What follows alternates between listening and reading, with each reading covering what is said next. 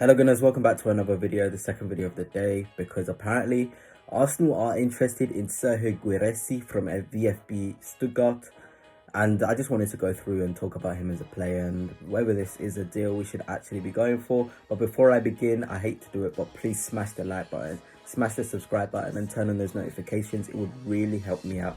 So without further ado, let's begin. Serhou Guirassy is 28 years old. He had a pretty decent season last season for Stuttgart, but if I'm gonna be honest, if you want my personal opinion, I'm actually disappointed that we're linked with him.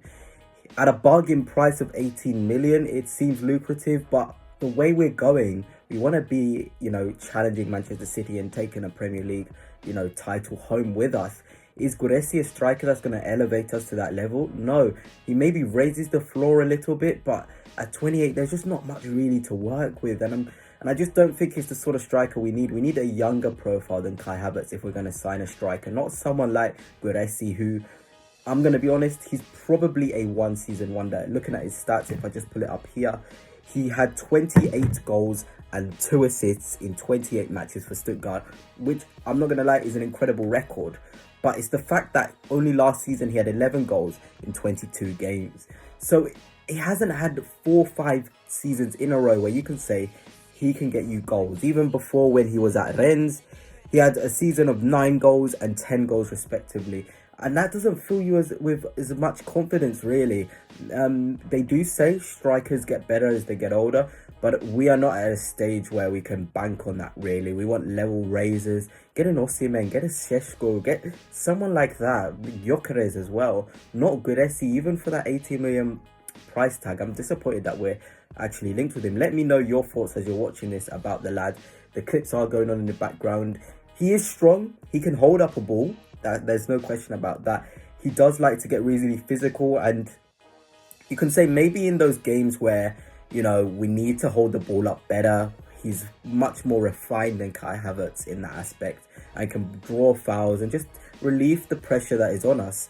I would probably see him as a more Nketiah replacement rather than somebody that comes in to be, that main striker, above Kai Havertz, because Nketiah is going to leave. That's without a shadow of a doubt, really. So Guirassy, if he came in as an Nketiah back replacement, it would make sense. He's got the goal scoring, pedigree in there. He's got the ability to hold the ball up. He's actually quite good technically as well.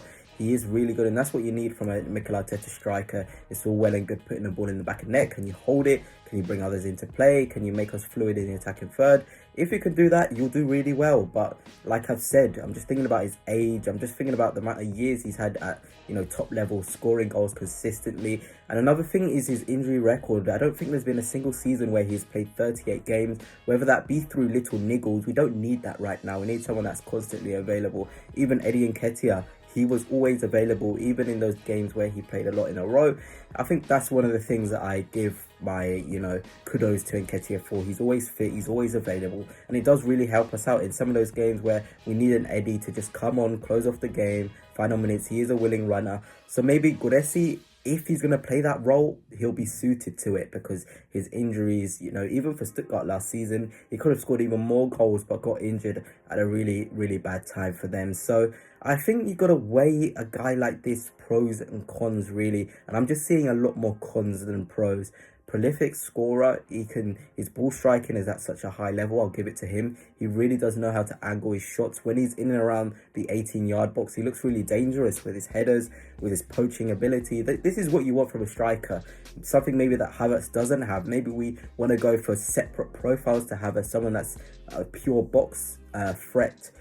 But when you then look at, of course, his age, his injuries, top level Champions League football, are you going to want to bring on a Guirassy off the bench? I'm not sure. I'm not sure I would really want to be filled with excitement seeing Guirassy on the bench in a Champions League game. But maybe I'm being too cool. Maybe you guys have watched him play and seen his all-round game and he's actually a decent player. But for me, when I'm looking at him and looking at his clips, he does have the basics that would make him a good striker. Maybe a 10 goals a season striker off the bench, but nothing that's going to be, our striker for the next 5 years, nailed on this kid is going to take us levels above and above. I don't think he has that. Another thing, of course, was Victor Gyökeres. Again, a lot of whispers about him. Fabrizio Romano has also said that Arsenal have Gyökeres as a concrete responsibility, a concrete possibility if they do go on to sign a striker. So, you know, Guirassy, Gyökeres, do those options fill me with a lot of confidence? Gyökeres, yes, I've made videos on him before. I do like him. He is a strong striker, really good ball striker, and really quick. You know, he's available 38 out of 38 games, has that experience in England, albeit in the Championship. He does have the fundamentals of an Arteta striker. He does know where the back of the net is as well. So for me, him at 26 as well, there's a lot more to work with there. You know, he's kind of like a Kane light in the sense of the way he plays. He's really good with his passing, loves to link it about, and I can see him working really well in our squad. But of course, that price tag, 100 million, I just can't see it being, you know, the sort of deal we should go for, both in a financial aspect and on his ability. Is he a 100 million striker? I know a lot of you guys love Gyökeres and you think he's the next Haaland or whatever, but for me, he is quality, but I wouldn't want to spend 100 million on him. One season in the Portuguese division and you've scored that many goals, and I think it's around 45 goals and assists combined, which is one of the best in Europe. But it's the Portuguese division. Can he transfer that over to the Premier League? Is it as easy to do that? Is he the sort of player that you can say, we finally got someone that go head to head with Erling Haaland for goals? No, I would rather trust Havertz. And I know you guys call him Kai Shivertz and shy in the sense that he shies away from games, but for me, I'm really interested to see how he does across a whole season playing up front. But yeah, Guirassy 17 million, Gyökeres 100 million. If you had to make me pick between the two, it would be Guirassy, not just purely off of the fact that he's cheaper, but his goal record as well. It's similar to Gyökeres in the sense he's scoring maybe a goal per game, basically, with those 28 and 28. So for me, yeah, guys, what's your thoughts? Let me know on Guirassy and Gyökeres. Who would you prefer? Do you feel like Guirassy is the sort of striker that will elevate us to the next level? Is the financial aspect of that deal lucrative? Maybe, I don't know. But anyway, guys, hope you've enjoyed. Like, share, subscribe. Till next time, peace.